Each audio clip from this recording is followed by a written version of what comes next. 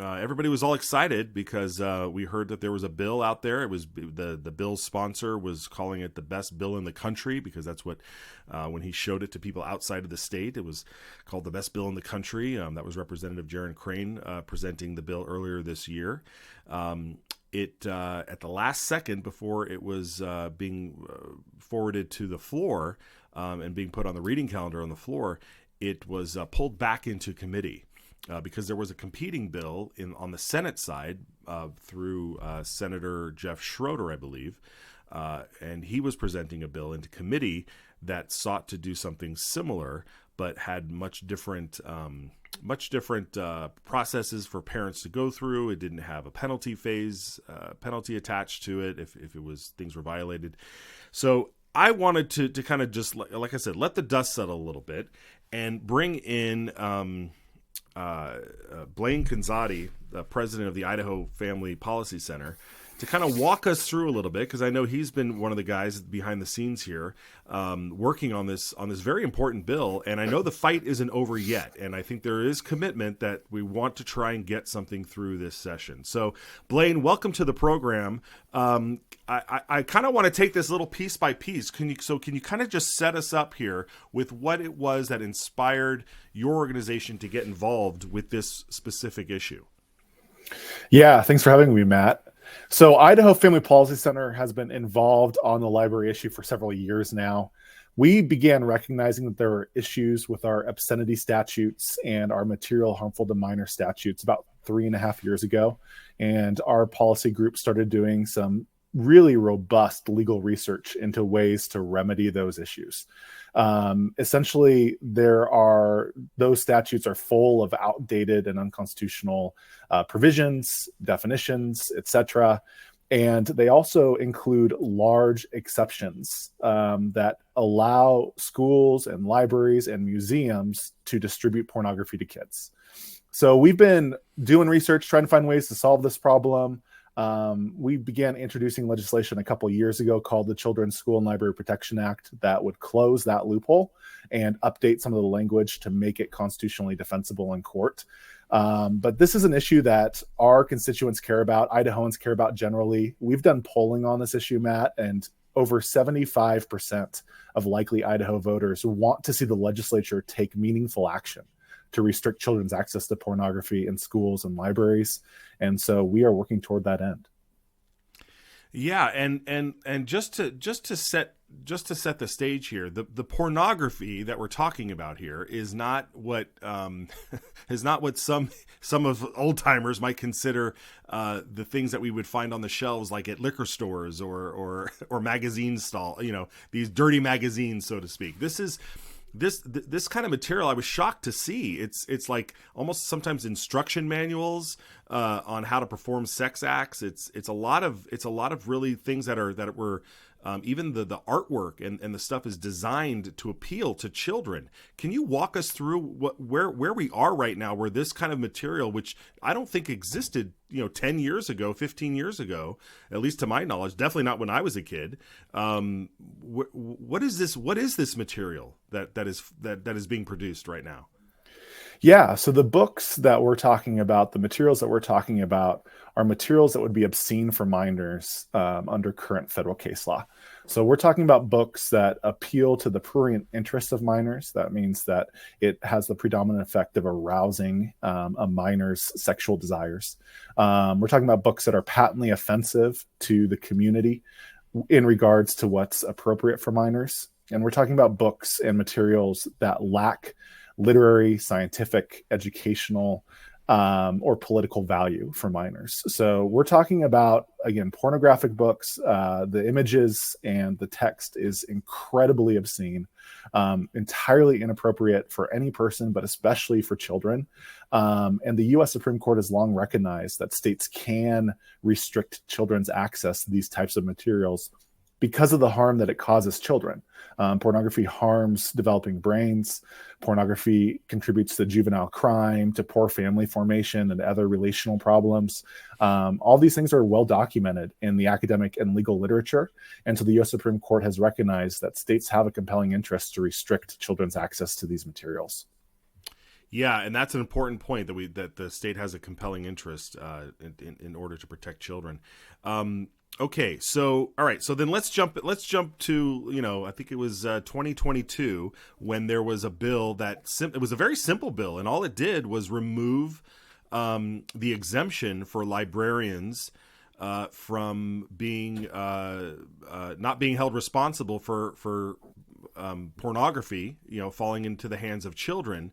And if there was a case that happened, that the librarian would be held liable for passing along that information or that material. And that bill caused quite a contention between between the Senate and the House, and there was a long night of negotiating. Well, if we're not going to pass this bill, then we're not going to fund the libraries, and back and forth and back and forth. It ultimately never went anywhere.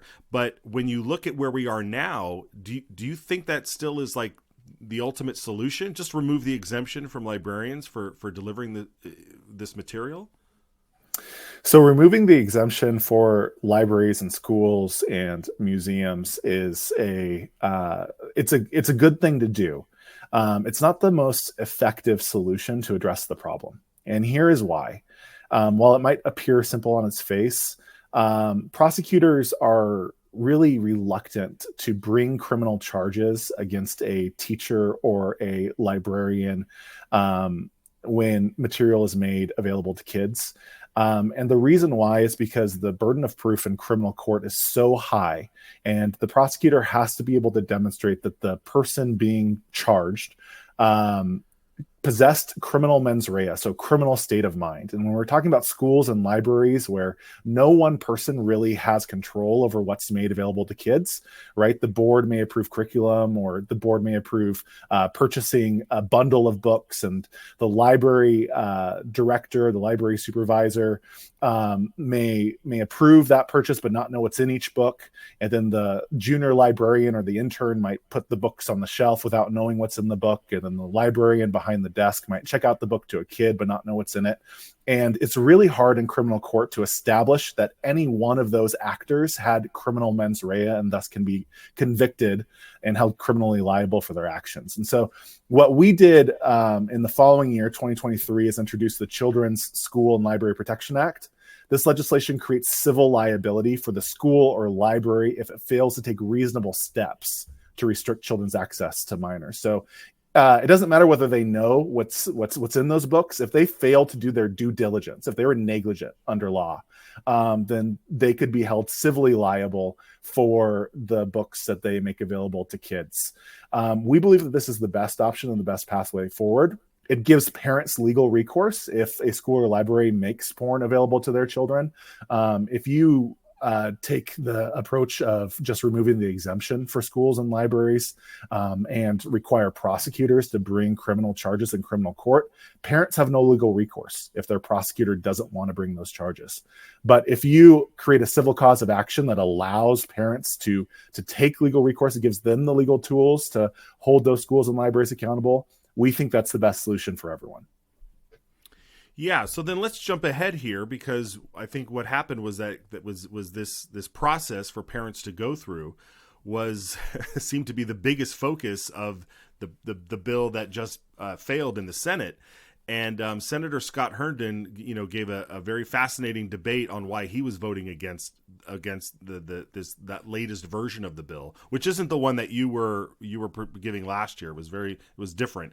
This was the newest iteration of it that came out of the Senate side, and then he tweeted out he posted on X a graphic that showed sort of the pathway. I don't know if we have this graphic, but here it is. It's this pathway that parents would have to go through in order to remove one book from a shelf here.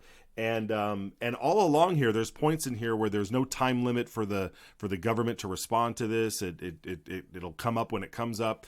And so this was very helpful to look at this process here. I think, what did you think of Senator Herndon's debate on this bill and this process? I mean, is this something that you were behind? We heard a lot of people saying, well, let's just at least pass something so we can get something out there. But what was your take on Herndon's debate on this.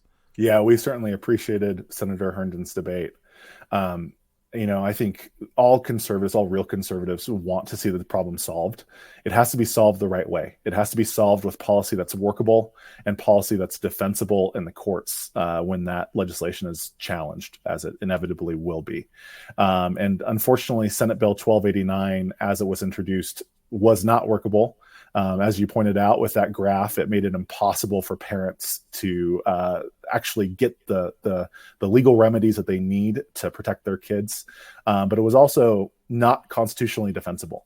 It utilized that old, outdated language that I was talking about earlier that would invite needless court challenges and would ultimately waste the state's money and would ultimately be blocked by the courts. And so Senate Bill 1289 had those problems from the get-go. We spoke with the legislative sponsors and asked them to consider amendments that would have fixed both of those problems.